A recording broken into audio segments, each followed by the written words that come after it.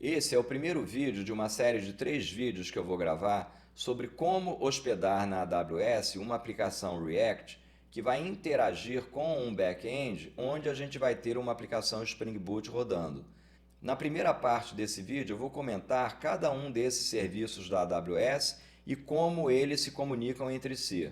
E na segunda parte a gente vai criar um banco de dados para a nossa aplicação, usando esse serviço, denominado RDS, Relational Database Service.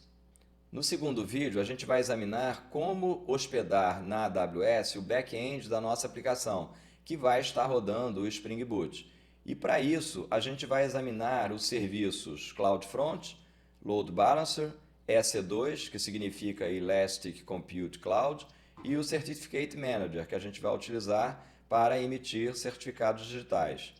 E no terceiro vídeo, a gente vai verificar como hospedar a nossa aplicação React lá na AWS. E aí, os serviços que a gente vai utilizar são esses 3 aqui: o CloudFront, o S3, que significa Simple Storage Service, e o Certificate Manager, novamente, para emitir certificado digital. Bom, então para a gente entender como esses diversos serviços da AWS funcionam e como eles se comunicam uns com os outros, vamos imaginar a seguinte situação. A gente deseja acessar um site que está hospedado no domínio hortifruti.net. Então, aqui nessa máquina, a gente abre o navegador e digita hortifruti.net. O que vai acontecer? A primeira coisa que vai acontecer é que o navegador dessa máquina vai verificar se ele tem em cache o endereço IP de hortifruti.net. Caso ele tenha em cache esse endereço IP, o navegador envia a requisição para esse endereço IP. E aí a máquina correspondente irá responder, trazendo aqui para a nossa máquina a aplicação React, que a gente deseja acessar. Caso esse navegador não tenha esse endereço IP, ele vai encaminhar uma requisição para um servidor DNS na web.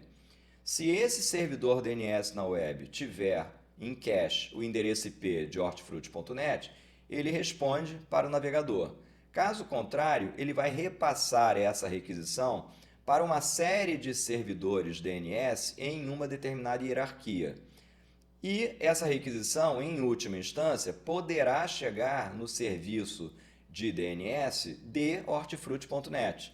E aí o serviço de DNS de hortifruti.net irá responder, irá retornar para esse navegador o endereço IP do servidor que hospeda a aplicação React de hortifruti.net. Agora nós vamos procurar entender como que a gente hospeda na AWS a nossa aplicação React. E para fazer isso, a gente vai ter que utilizar esses serviços aqui, o CloudFront, S3 e o Certificate Manager. Então, como é que funciona isso? A gente vai precisar, em primeiro lugar, utilizar esse serviço S3, que significa Simple Storage Service, para criar um bucket do S3, para onde a gente vai ter que copiar os arquivos que compõem a nossa aplicação React. O que é o bucket do S3? A grosso modo, é similar a um Google Drive, isto é, um local para onde você pode copiar arquivos. E quais são os arquivos que a gente vai ter que copiar para cá? São os arquivos que compõem a nossa aplicação React, isto é, arquivos HTML, CSS, JavaScript, imagens, vídeos, etc. Então a gente pega esses arquivos e copia para esse bucket do S3. Esses arquivos poderão ser recuperados via HTTP. O passo seguinte é a gente utilizar esse serviço da AWS, que é o CloudFront, para implementar um CDN. Então, a gente usa o CloudFront para criar um CDN. E o que é um CDN? É um conjunto de servidores para onde aqueles arquivos que a gente colocou no bucket do S3 serão copiados. Então, esses arquivos copiados para o bucket do S3 serão copiados para cada um dos servidores que compõem esse CDN. E isso é automático. Você usa o CloudFront, define o CDN e automaticamente esses arquivos armazenados aqui no bucket do S3 são copiados para esses servidores. E daí em diante, toda vez que você tentar acessar um desses servidores, a sua aplicação React vai ser exibida no navegador do browser que tentou acessar esse servidor. Mas lembra que eu disse agora há pouco que quando esse navegador enviar uma requisição para hortifruti.net, em última instância o serviço de DNS de hortifruti.net irá retornar o endereço IP do servidor que hospeda hortifruti.net? A questão é que se a gente estiver utilizando esse serviço CloudFront, como ele implementa um CDN e um CDN é formado por um conjunto de servidores, esse serviço de DNS de hortifruti.net não irá retornar um único endereço IP aqui para o navegador, mas sim uma lista de endereços IP. E essa lista vai corresponder para cada servidor desse CDN, isto é, a gente vai ter um endereço IP para cada servidor que compõe esse CDN. Então, o nosso navegador vai enviar uma requisição normalmente para o primeiro servidor dessa lista. E aí, esse servidor que compõe o CDN, que vai receber a requisição, vai retornar para o nosso navegador a nossa aplicação React. E aí, no momento que a aplicação React chegar aqui no navegador, na homepage dessa aplicação React, a gente vai poder exibir, por exemplo, uma lista de produtos à venda. E para que essa lista de produtos à venda possa ser exibida, vai ser preciso a aplicação React enviar uma requisição HTTP para o back-end solicitando esses produtos.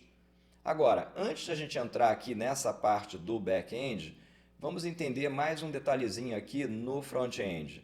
Repare que no momento que a gente envia uma requisição para hortifruti.net, o usuário que está utilizando esse computador, ele poderá enviar uma requisição HTTP ou HTTPS, dependendo de como ele digitou lá no browser, né? Ele pode ter digitado http://hortifruti.net ou HTTPS. Então, se chegar aqui no CloudFront uma requisição HTTP, o que vai acontecer? Nós vamos configurar o CloudFront para que ele faça um redirect de HTTP para HTTPS. Então, em última instância, todas as requisições que chegarem nos servidores que compõem esse CDN configurado pelo CloudFront serão requisições HTTPS. E por esse motivo, a gente vai precisar configurar um certificado digital para o CloudFront. E para que serve o certificado digital?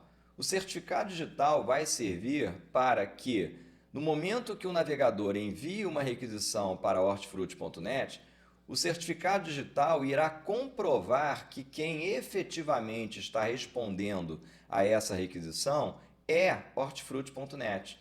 Observe que se essa requisição for interceptada e redirecionada para um site que não é hortifruti.net, um site que exiba uma interface idêntica a hortifruti.net, observe que esse site não terá um certificado digital para hortifruti.net, um certificado digital emitido por uma autoridade de certificação.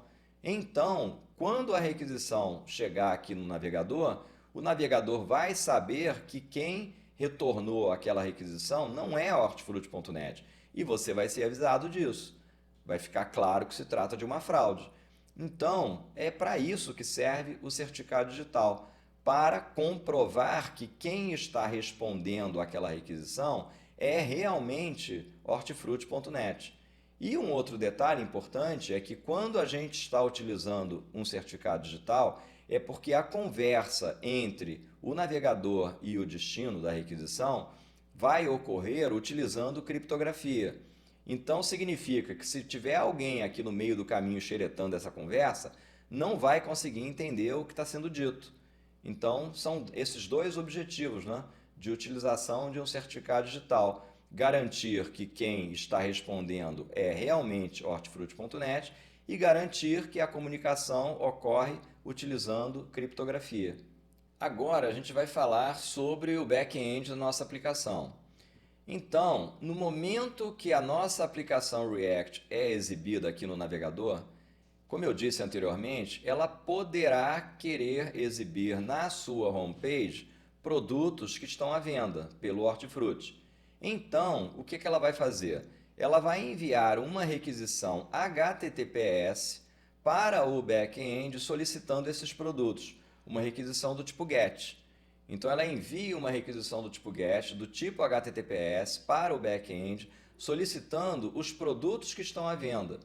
E aí o que vai acontecer?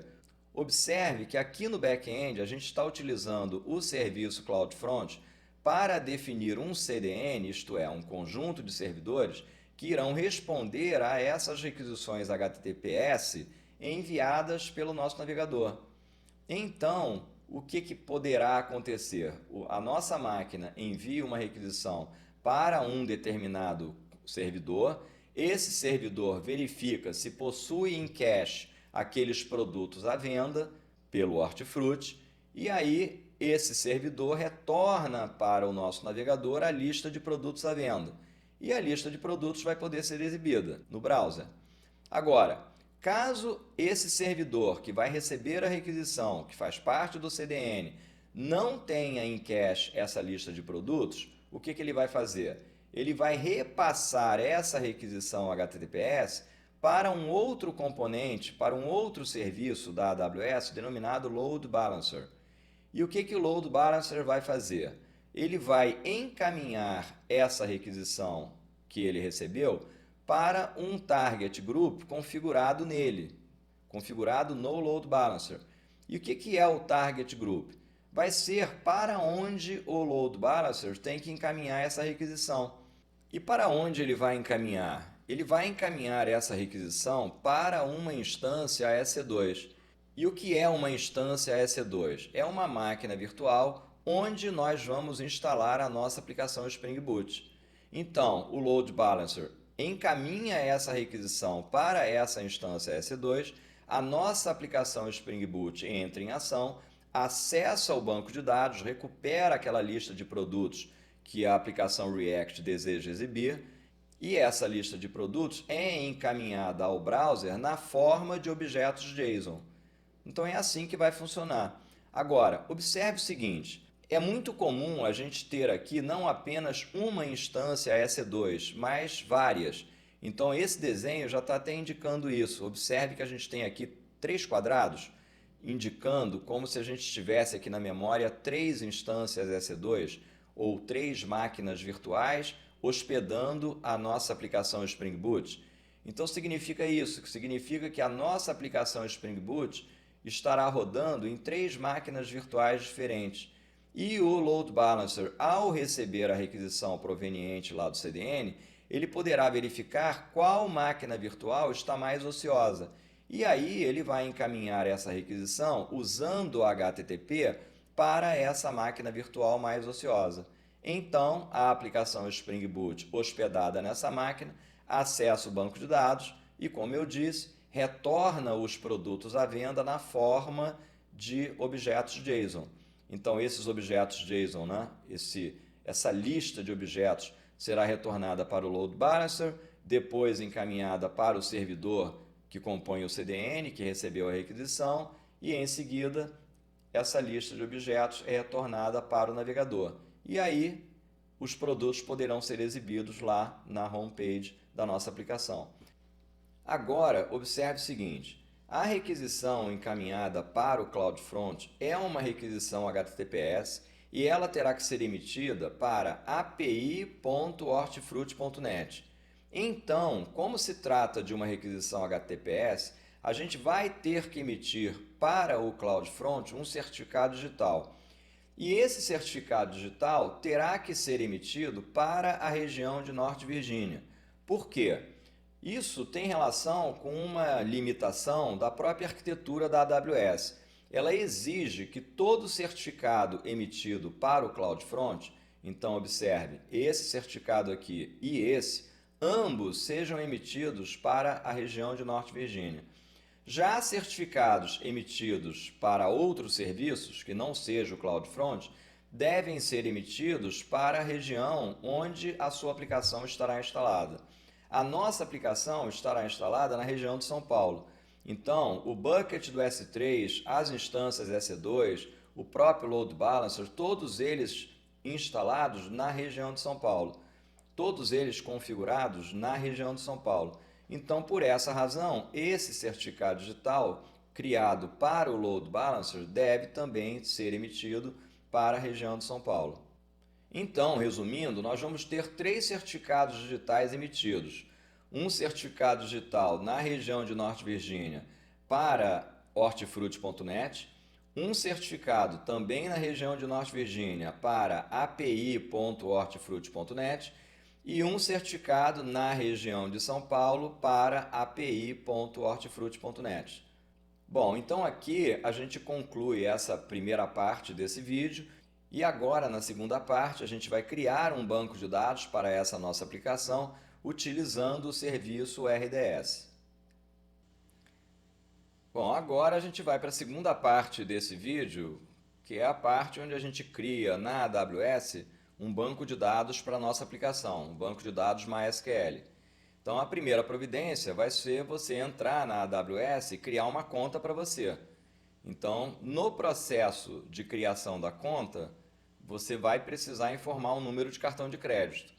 Agora, se você vai pagar alguma coisa ou não, vai depender do seu uso, porque quando você cria uma nova conta na AWS, durante um ano essa conta é gratuita. Agora, se vai ser realmente gratuito ou não, vai depender do uso que você vai fazer. Se tiver um uso bem pouco intenso, fazendo pouca coisa, deixando as coisas desligadas a maior parte do tempo, enfim, se você criar uma, por exemplo, você quer fazer um teste, então você cria uma instância, faz um teste e depois remove aquela instância, entendeu? Não deixa ela no ar o tempo todo. Enfim, se você fizer um uso bem light, realmente essa conta vai ser gratuita. Agora, se você colocar tudo no ar, criar um monte de coisa e deixar rodando e de vez em quando tiver uma aplicação acessando e tal, então você vai acabar tendo que pagar alguma coisa. Não vai ser um valor alto, porque certamente no momento que completar um ano, se você tiver uma aplicação que está no ar direto, no momento que completar um ano, o custo mensal vai aumentar. Então, no primeiro ano é sempre mais barato, mesmo que você use para alguma coisa em produção, alguma coisa bem light, né? Uma coisa bem leve. Vai ter um custo baixo durante um ano. Se você não fizer praticamente nada, só fizer alguns testes e tal, aí você não vai pagar nada. Então é isso. Não dá para garantir que você nunca vai gastar nada pelo fato da conta ser gratuita. Bom, mas vamos lá. Eu já criei a minha conta, então agora eu vou clicar aqui em Faça Login no console para efetuar o meu login. Repare que a gente pode ter um YAN User ou um Root User. O YAN User é um usuário que primeiro você criou um Root User. O Root User é aquele usuário que pode tudo, tem amplos poderes, faz qualquer coisa. E depois você, usando o Root User, você criou YAN Users. Esses YAN Users são usuários que têm poderes reduzidos. Então, o ideal é você ter um root user, mas não trabalhar com ele no seu dia a dia. Agora, se você está criando uma conta agora na AWS, então esquece isso. Vai ser um root user mesmo e relaxa. Então eu cliquei ali em root user e vou me logar utilizando esse usuário, cursocarlosribeiro.orion@gmail.com. Então, selecionei o usuário, agora dou um next. Vou informar aqui o CAPTCHA ZSMHHG. Clico aqui I'm not a robot. E agora vou informar a minha senha. E dou um Enter. Uma vez na console, observe, a gente está aqui na console Home. Se a gente descer aqui um pouquinho, você vai ver o que você já gastou no mês. No meu caso, no mês de fevereiro eu tive um custo bem pequeno, e agora no mês de março eu já gastei quase 27 dólares. Agora, desses 27 dólares, repare, eu criei essa conta em fevereiro. E em março eu estou com 27 dólares, mas observe que esse custo aqui do azul foi a compra do domínio hortifruti.net. Então, só na compra desse domínio eu gastei 15 dólares. Então, na verdade, nesse mês de março, meu custo até agora foi, excetuando a compra daquele domínio, foi de 12 dólares, certo? Bom, o que eu queria dizer em relação a custo é que vale a pena você ficar monitorando isso aqui, não relaxa. embora você tenha uma conta gratuita, fica olhando isso aqui, é logo na console, né? Você abre aqui, desce um pouquinho e vai monitorando quanto você já gastou para evitar alguma surpresa, certo? E agora, para a gente criar o nosso banco de dados, a gente vem aqui nessa barra de pesquisa e digita RDS, Relational Database Service, e dá um Enter.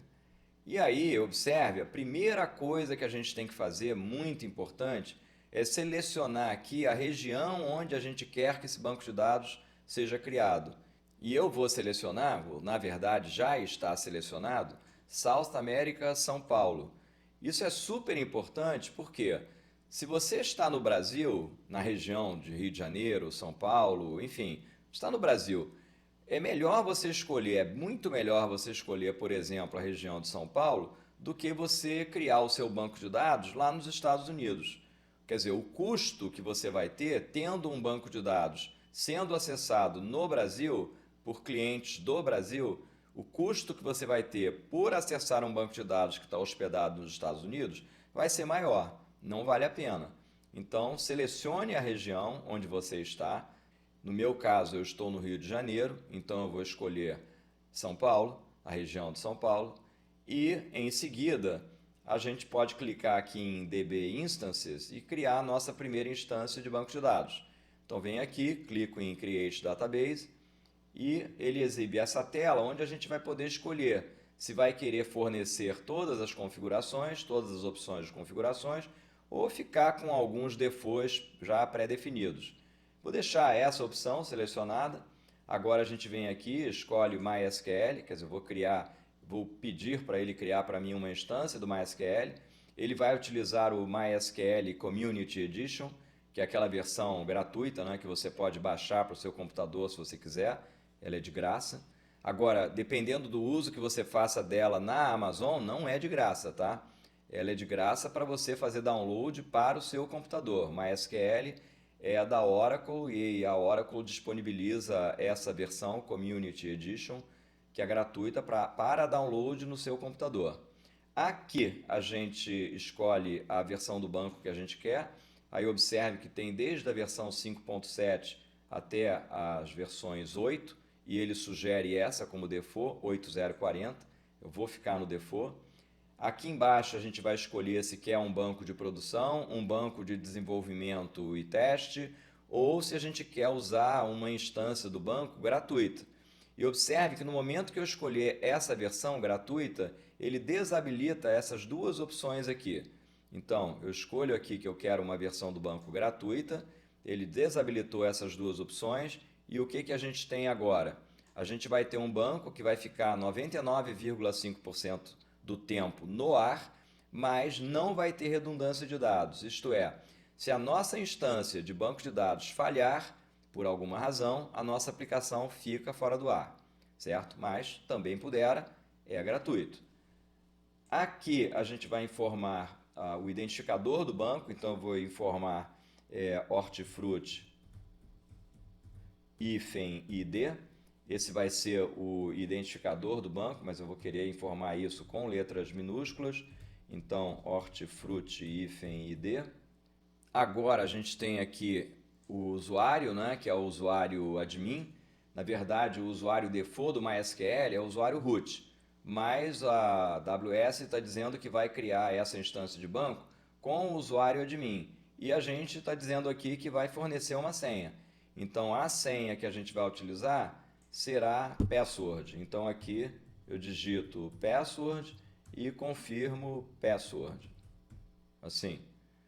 Agora, aqui embaixo, repare que ele está sugerindo essa configuração de banco de dados. É a configuração que ele sugere pelo fato de você ter escolhido aquela versão gratuita, né? Então é uma configuração que vai funcionar bem para você fazer desenvolvimento, para você fazer alguns testes ou para você instalar uma aplicação que vai ter um uso muito baixo. Agora, mesmo assim, mesmo tendo um uso muito baixo, como eu disse, fica monitorando os custos.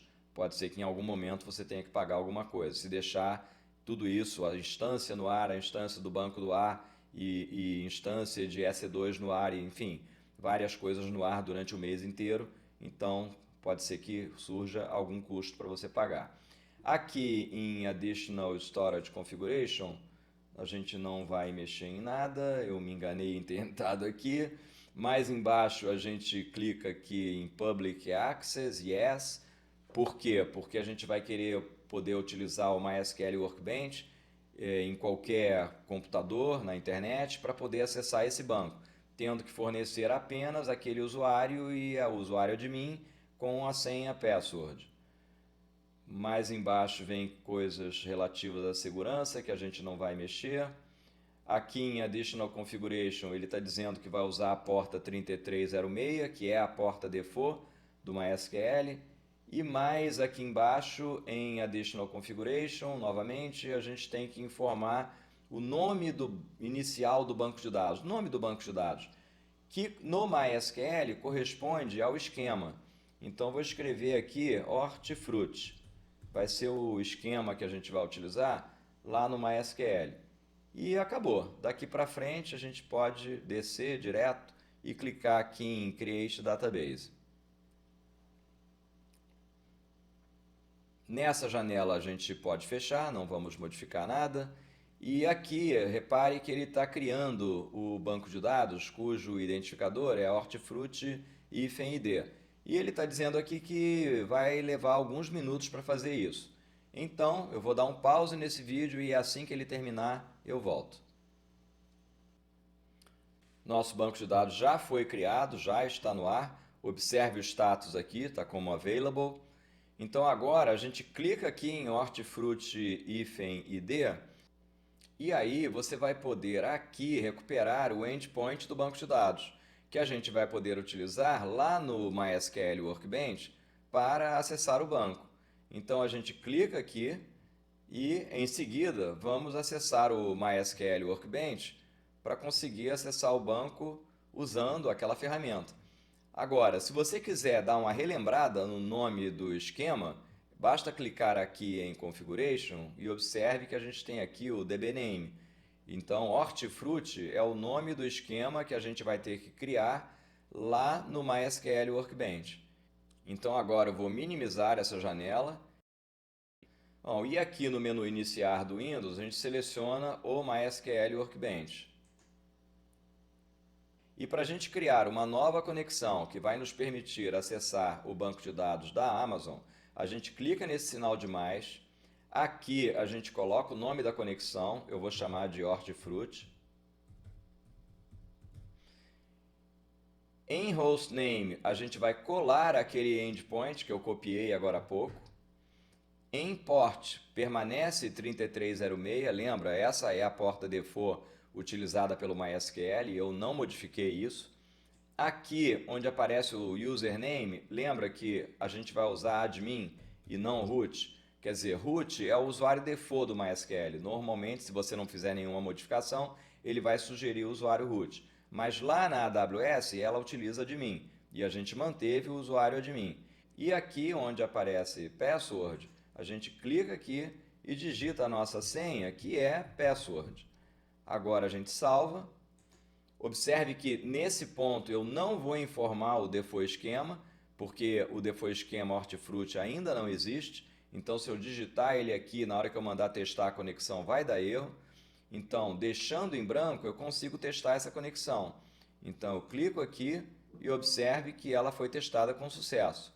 Agora a gente dá um OK e clica nesse botão OK para criar essa conexão. Observe, ela acabou de ser criada. Agora eu clico aqui e a gente entrou. Então, nosso próximo passo será criar aquele esquema, Hortifruti. A gente clica nesse ícone, informa o nome do esquema, Hortifruti. Clica em Apply, aqui embaixo, no canto direito, Apply. Novamente Apply, porque a gente vai executar esse comando, Create Esquema Hortifruti. E aqui em Finish.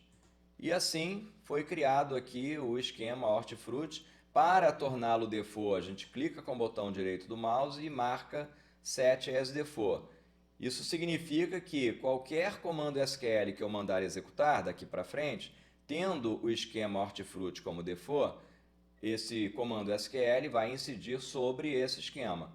E para a gente poder executar algum comando SQL, a gente teria que clicar em um desses dois ícones. Por exemplo, nesse primeiro.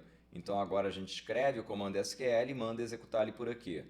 Agora, observe o seguinte, a gente não tem ainda nenhuma tabela criada. E a gente vai poder criar as tabelas desse esquema Hortifruti usando a nossa aplicação Spring Boot. Então agora a gente dá um pause aqui, vai lá para a aplicação Spring Boot e usando a aplicação Spring Boot, ao colocá-la no ar, a gente vai criar duas tabelas, uma tabela de produto e uma tabela de categoria. Então agora vamos fazer isso, a gente pausa aqui e vai para a aplicação Spring Boot.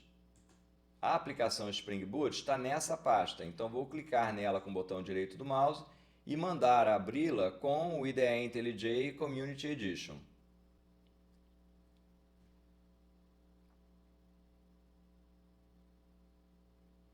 Agora observe que essa aplicação tem duas classes que estão mapeadas como entidades.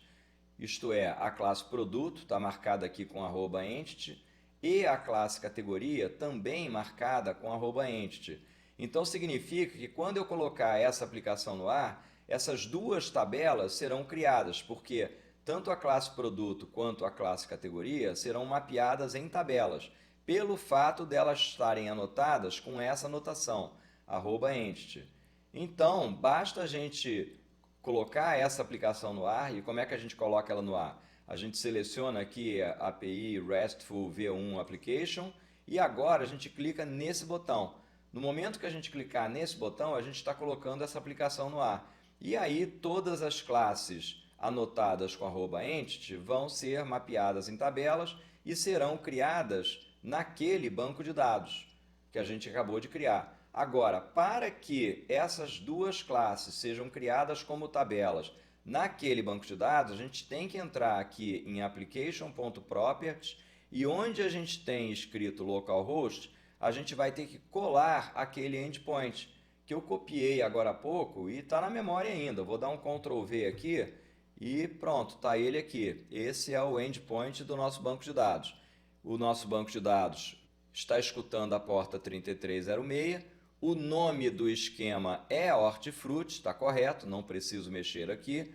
O usuário que a gente vai utilizar para acessar esse banco de dados é o usuário admin, também está correto. A senha também, a senha é password, então está tudo certo. Observe que em função dessa opção, string jpa hibernate.dll auto igual a create, em função dessa opção, as classes mapeadas com aquela anotação @entity vão ser mapeadas em tabelas. Então serão criadas aquelas duas tabelas, a tabela de produto e a tabela de categoria.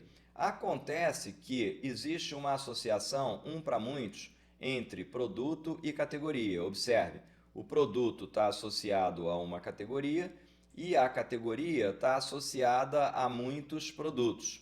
É uma associação one-to-many. Então significa que na tabela de produto vai existir uma chave estrangeira apontando para a chave primária de categoria. E no momento que a gente mandar criar as tabelas de produto e categoria, antes de criar a tabela produto, o MySQL dropa a foreign key. Mas como ela ainda não existe, vai dar um erro. Então vamos ver, vamos acessar aqui a nossa aplicação, a gente clica aqui, manda executar e aí a gente vai ver o processo de criação dessas duas tabelas e a gente vai verificar que vai ocorrer um erro pelo fato da foreign key em produto ainda não existir. E por que está ocorrendo esse erro? Observe que ele tenta executar um comando alter table produto, dropando uma foreign key que ainda não existe. Então por essa razão é que ele dá erro.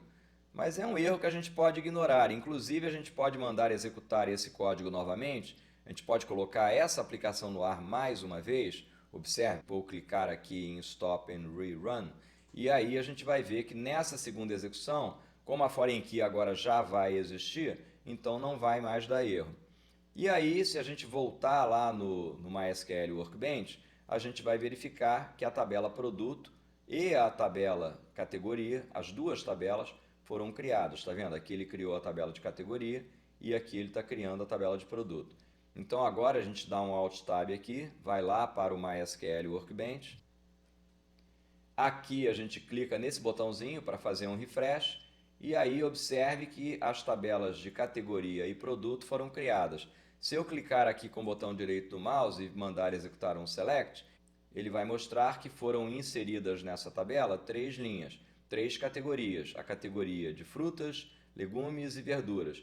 E clicando em produto com o botão direito do mouse e selecionando aqui Select Rows, a gente vai ver que ele inseriu 2 produtos. O produto número 1, o produto número 2, o número 1 é o abacate e o número 2 a abobrinha.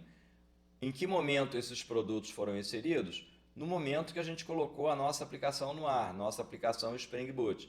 Então, voltando lá para a aplicação Spring Boot, se a gente der uma olhada aqui nesse código de API RESTful V1 Application, observe que aqui a gente manda cadastrar no banco de dados a categoria frutas, aqui a categoria legumes e aqui a categoria verduras. E mais embaixo a gente cria 2 produtos, o produto abacate, aqui a gente manda cadastrar ele no banco de dados, e mais embaixo o produto abobrinha, que é cadastrado no banco de dados nesse ponto. É isso. Então aqui a gente concluiu esse primeiro vídeo e agora no próximo vídeo a gente vai hospedar lá na Amazon, lá na AWS, a nossa aplicação, essa nossa aplicação Spring Boot.